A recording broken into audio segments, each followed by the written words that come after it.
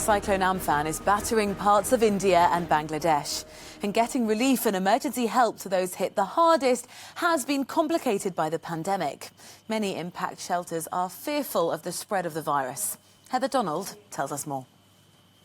A powerful cyclone has ploughed inland after crashing into the coasts of India and Bangladesh, uprooting trees, destroying roofs and forcing millions to flee their homes.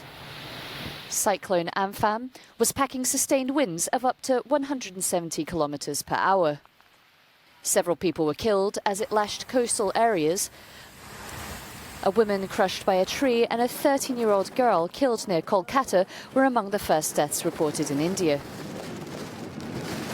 More than 2.5 million people fled to shelters in a frantic evacuation made more challenging by the coronavirus pandemic.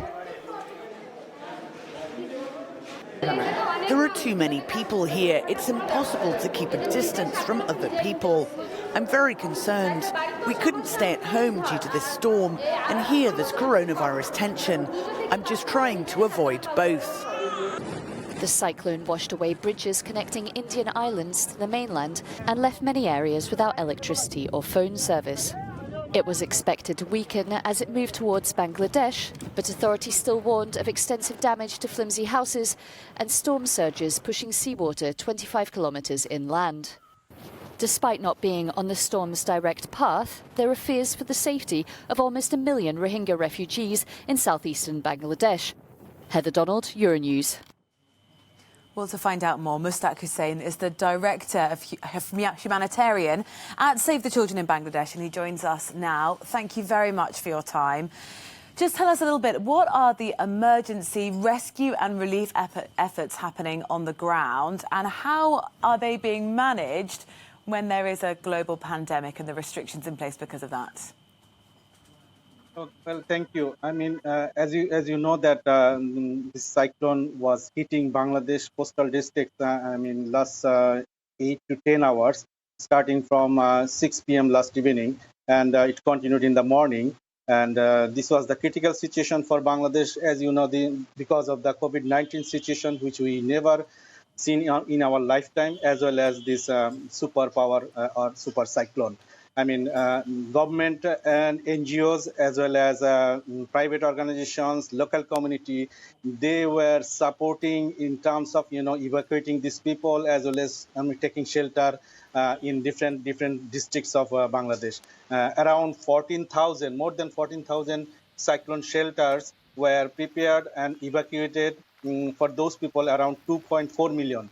So you can understand from there on that government and other organizations tried to maintain the social distancing by increasing the number of cyclone shelters, because they used different government buildings, schools, private buildings, whatever the strong houses were available in those areas to accommodate those people, especially who are COVID infected. They were kept isolated and in different specific buildings, not mixed with the cyclone shelters. The damage from this cyclone was especially inundation in low-lying areas because of the breaching of in some embankments in coastal districts, as well as uprooting of trees and damage of standing crops so far. There are more information yet to come because we are assessing the situation in the field, and government also, as well as other organizations, assessing the situation, and we will receive more information in the coming hours. And can I just ask, at this point, what do you know about the situation in the field? What does it look like, the aftermath as it stands? All right. A situation has become normal since this morning. People is trying to evacuate and going back to their houses because there is no strong wind or wave visible in those affected districts. Only the district which is under, or you can say the cyclone eye is there, it is Rajshahi, the northern part of district. But the coastal districts are already free from this wind as well as raining.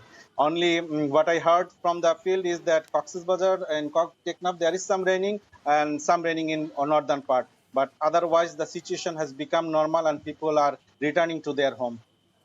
Thank you very much for giving us an overview. Mushtaq Hussain from Save the Children in Bangladesh. Appreciate your time.